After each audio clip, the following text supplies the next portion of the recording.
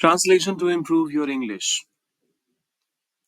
उसने नौकरी के प्रस्ताव को अस्वीकार कर दिया क्योंकि यह उसके घर से बहुत दूर था। आज मैं जानबूझकर आप लोगों के लिए थोड़े से लेंथी स्टेटमेंट्स लाया हूँ जिससे आपकी ओवरऑल अंडरस्टैंडिंग और थोड़ी इंप्रूव हो पाए, बेहतर हो पाए। वह चाहता है, वह खाता है, इससे अब बाहर निकलने का टाइम आ गया है।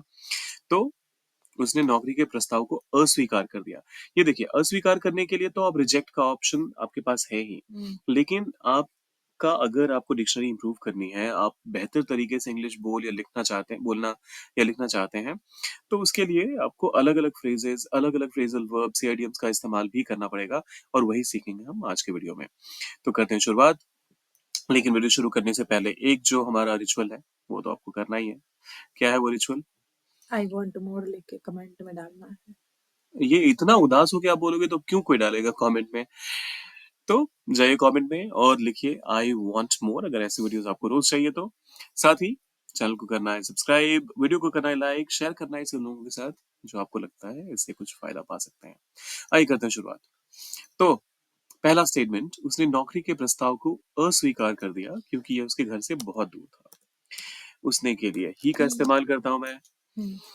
और अस्वीकार करना जो है, ये एक बड़ा इंटरेस्टिंग सा अपने आप में फ्रेज है, क्योंकि इसको इंग्लिश में जैसा मैंने कहा रिजेक्ट करना तो एक ऑप्शन है ही आपके पास, तो आप चाहें तो रिजेक्ट का ऑप्शन कर सकते हैं यूज, लेकिन मैं यहाँ पर यूज कर रहा हूँ turned down. Turn down. Exactly. देखिए, टर्न डाउन एक फ्रेजल वर्ब है जिसका मतलब है किसी भी चीज को रिजेक्ट कर देना, मना कर देना या अस्वीकार कर देना। तो ही टर्न डाउन, ऑब्वियसली ये गलत है क्योंकि यहाँ पर या तो आपको टर्न्स डाउन कहना पड़ेगा। ईडी होगा टर्न्ड डाउन। क्यों होगा एडी? क्योंकि ये पूरी की पूरी बात पास्ट की हो रही है। उसने अस्वीकार कर दिया। करने का काम हो चुका है। सो ही टर्न्ड डाउन। क्या टर्न डाउन करा भाई ने? नौकरी के प्रस्ताव को। तो इसके लिए आप कहेंगे द, नौकरी का प्रस्ताव तो कोई एक ही होगा ना। The job offer. ऑफर यहाँ पर अपॉर्चुनिटी मत बोलिएगा, नौकरी के अवसर को मना नहीं करा उसने, नौकरी के प्रस्ताव को। सो द जॉब ऑफर, क्योंकि यह उसके घर से बहुत दूर था।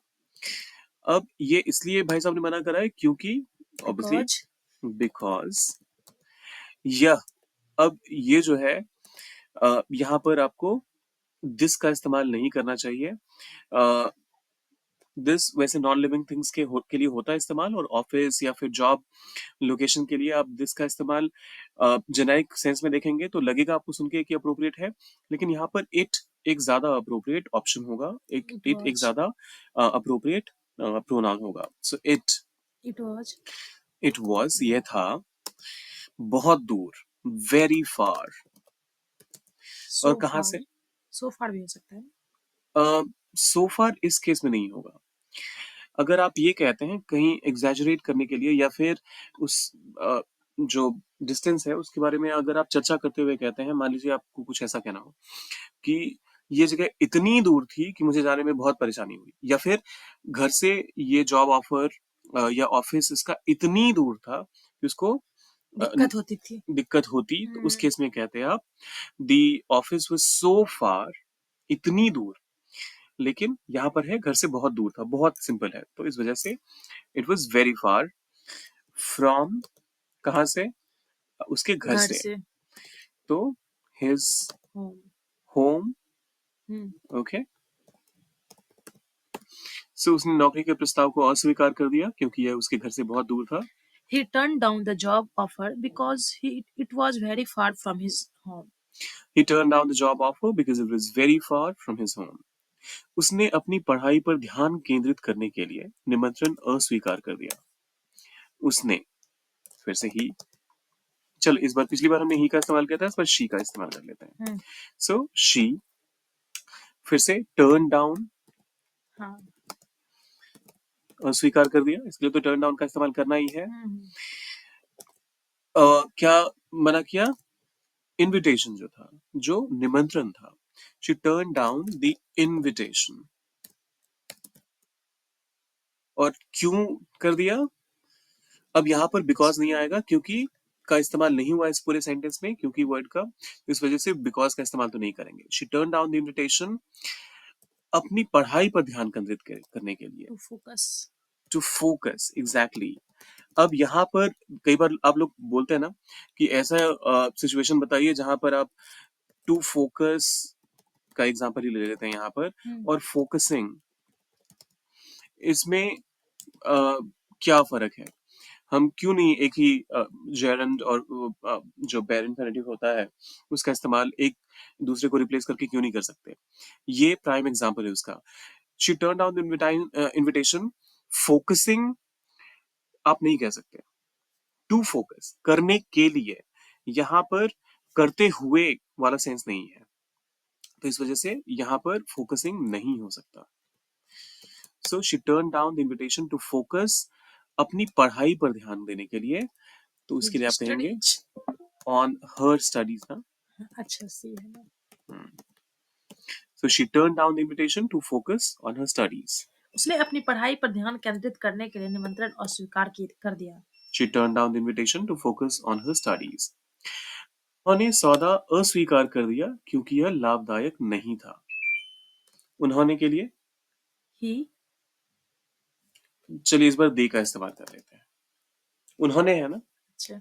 एक से ज्यादा लोगों के लिए आप उन्होंने का अक्सर इस्तेमाल करते हैं। और अभी मैंने पिछले थोड़ी देर पहले वो अपना जो मूनस्टोन वाला वीडियो चल रहा है, वीडियो सीरीज चल रहा है, जिसमें हम पूरा एक स्टोरी कवर कर रहे हैं। एक बहुत ही फेमस नॉवल है 1836 का, जिसको हम उसमें कवर कर रहे हैं। अगर आपने अभी तक नहीं देखा तो जरूर देखिएगा। उसमें मैंने अभी एग्जांपल दिया था कि कहाँ जब आपको पता रहता है कि एक इंसान की बात हो रही है तो आप ही का इस्तेमाल करते हैं या शी का इस्तेमाल करते हैं, लेकिन यहाँ हमें नहीं पता है तो इस वजह से देगा। दे का इस्तेमाल कर रहा हूं मैं। सो दे, हम्म। सौदा अस्वीकार कर दिया। सो दे टर्न डाउन, क्या, सौदा, द डील। सौदा के लिए आप डील का डील। इस्तेमाल करते हैं क्योंकि यह लाभदायक नहीं था।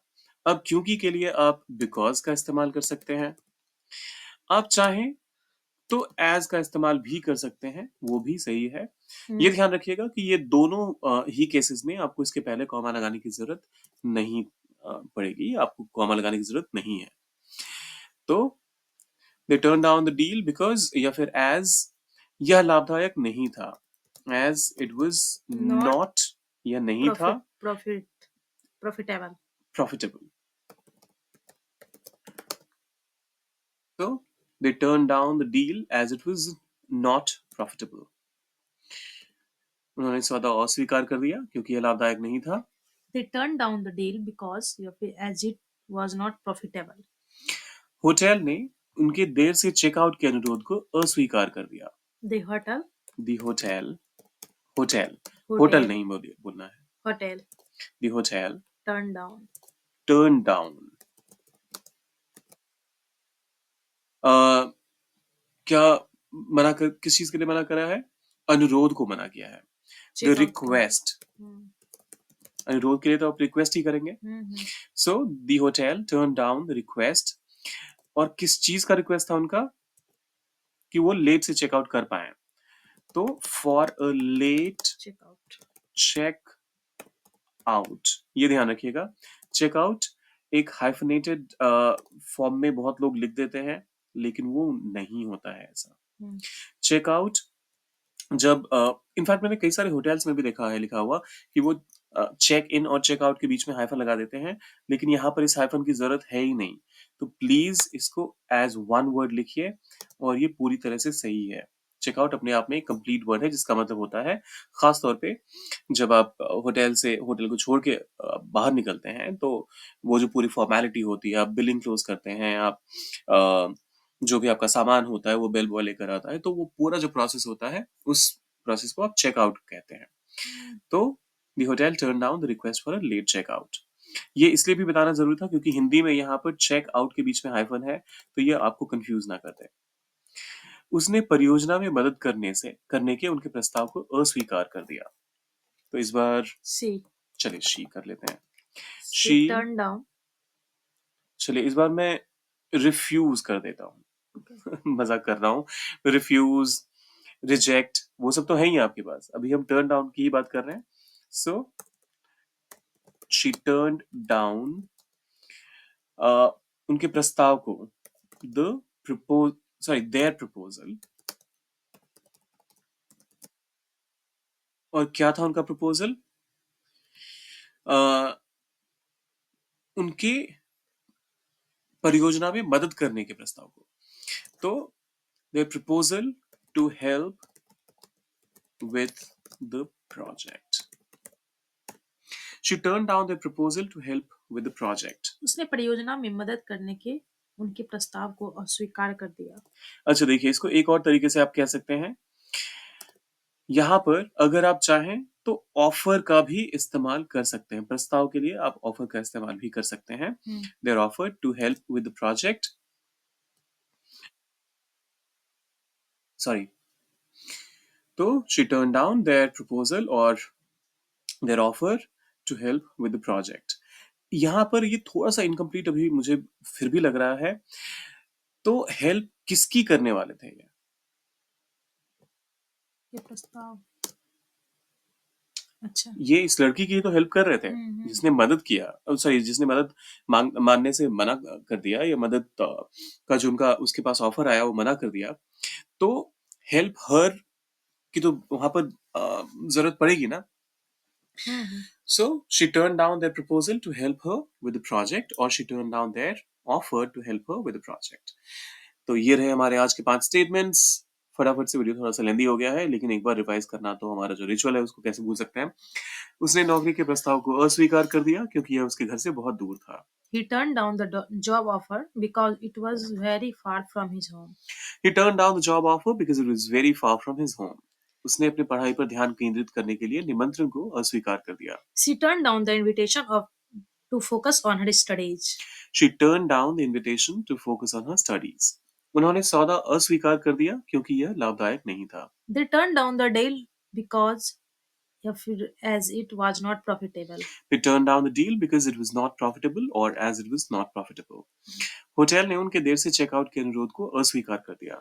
The hotel turned down the request for a late checkout. The hotel turned down the request for a late checkout. उसने परियोजना में मदद करने के उनके प्रस्ताव को अस्वीकार कर दिया। She turned down their proposal to help her with the project. तो ये थे हमारे आज के स्टेटमेंट। जाने से पहले लाइक, कमेंट, शेयर, सब्सक्राइब चारों बेहद जरूरी है, करके जाइएगा। मिलते जल्दी।